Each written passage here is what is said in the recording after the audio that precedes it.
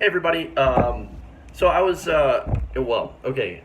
For one, thanks for joining me on this Sunday afternoon. I'm going to be doing a stream in about an hour on Get Vocal, but I didn't want to talk about that only because I actually came across an article today from Alex Seatswald. That's NBC News, and I wanted to talk about it because it involves the centrists and how they are going to apparently try to stop the progressive movement in the Democratic Party. So this is fantastic.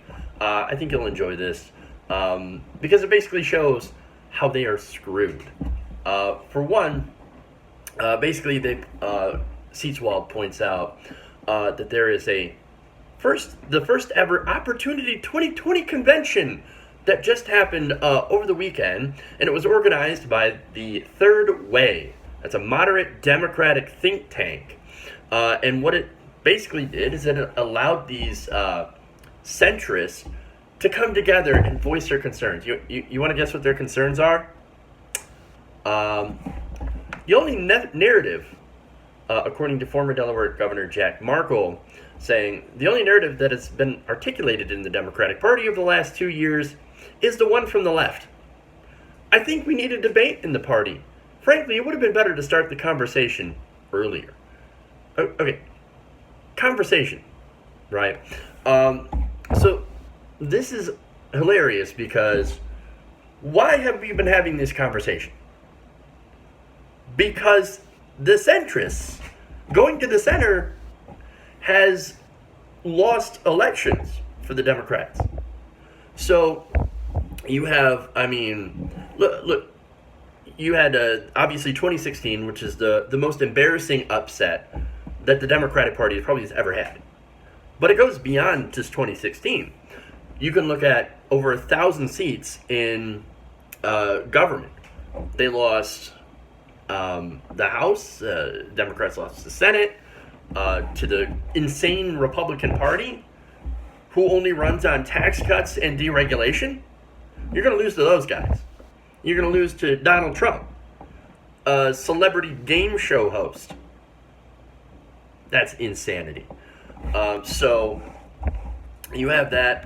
You have over 1,000 seats lost in local and state governments. Most of the governorships around the country have fallen to Republicans. And they think, no, you know what we're going to do more of? Centrism. The very same thing that has lost us those seats the entire time. You want to lose. They want to lose. These people, but they think that this is a winning conversation, and they think that because, well, we're in the center, we're in the supposed center. I call them radical centrists because they want to be in the center of everything. Neo-Nazis over here, progressives over here, we're going to be in the center. Okay, man, sure. And again, they try to be the center of everything, and that's what makes them radical. They're not actual true centrists. What they are is that I should stop calling them centrists because they're actually corporatists. So, but that's what we have.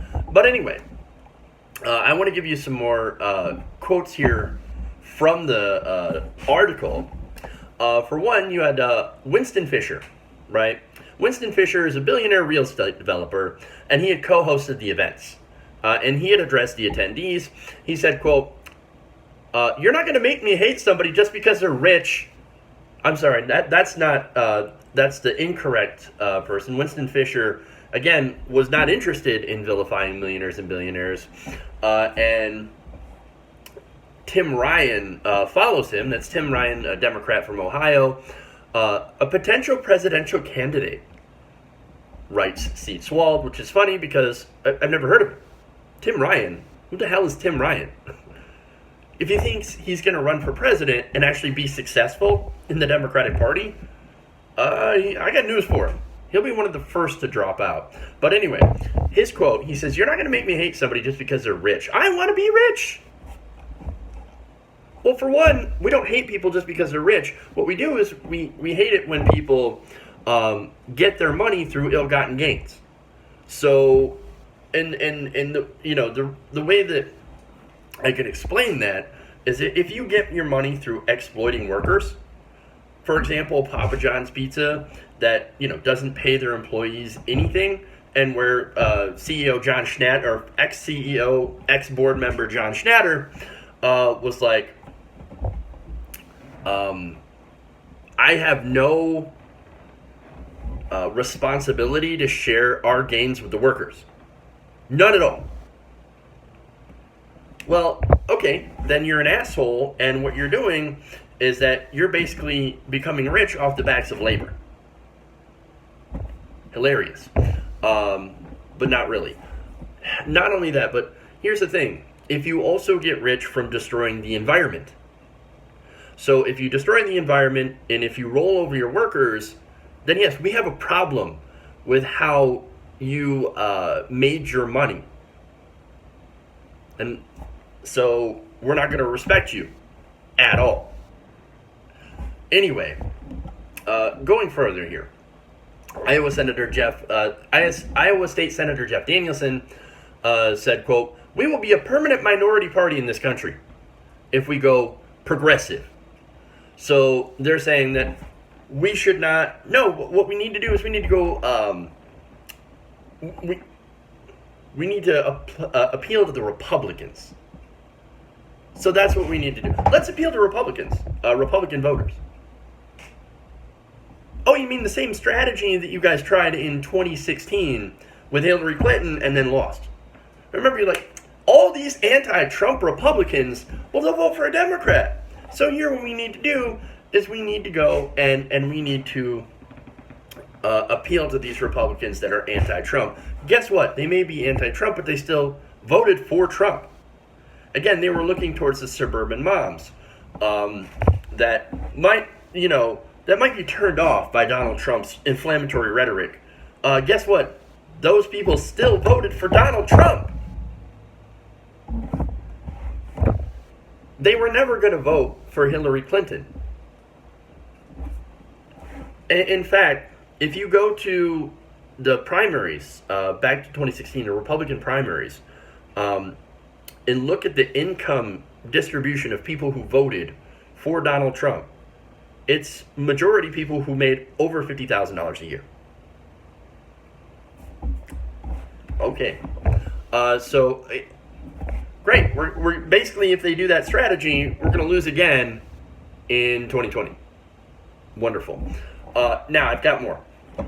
Moderates, they said, feel as if they're being drowned out by louder voices in the left. They call themselves the silent majority.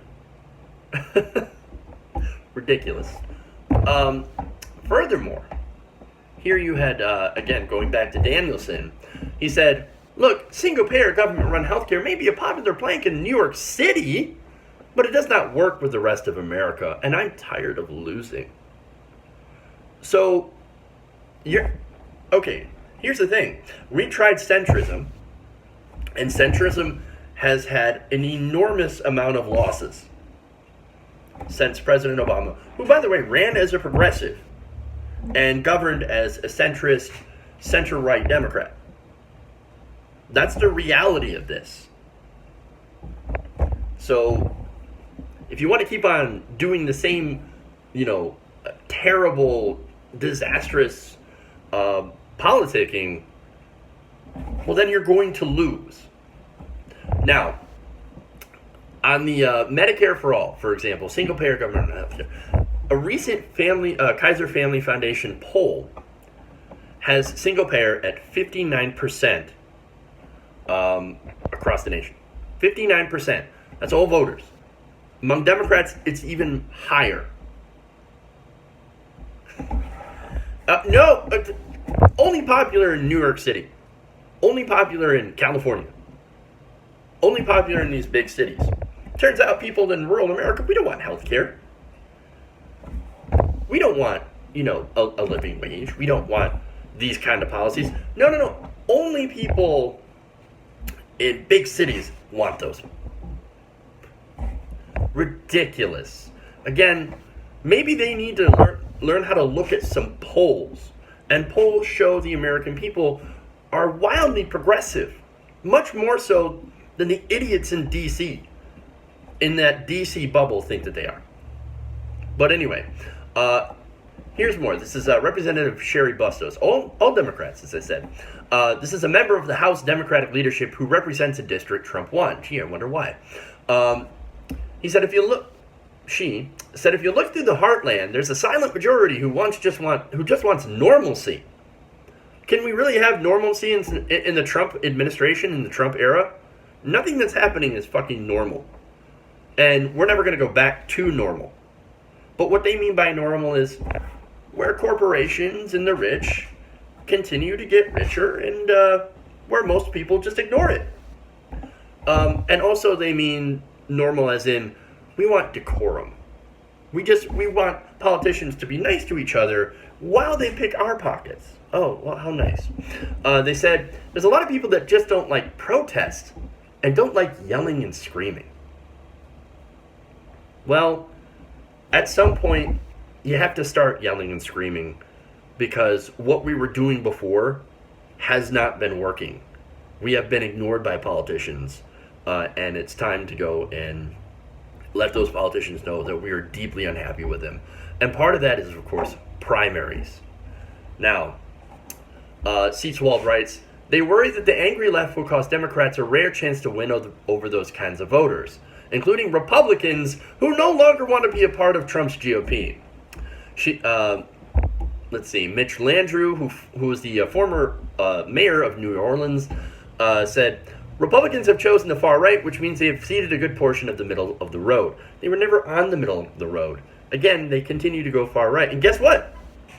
It wins, especially when it's combined with populism. And that's what Donald Trump's election showed us.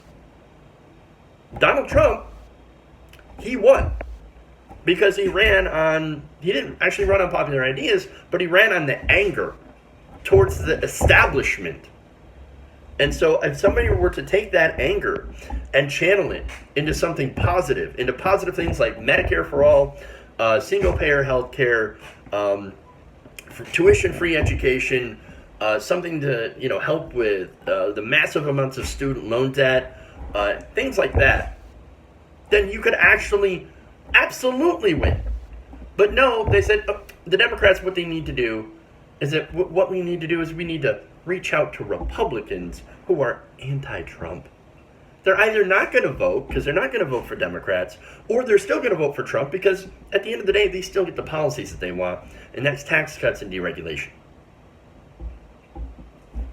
Now, Landrieu said, quote, the Democrats, in my opinion, would make a big mistake if they decide to run a base election and just say, our base is bigger than your base.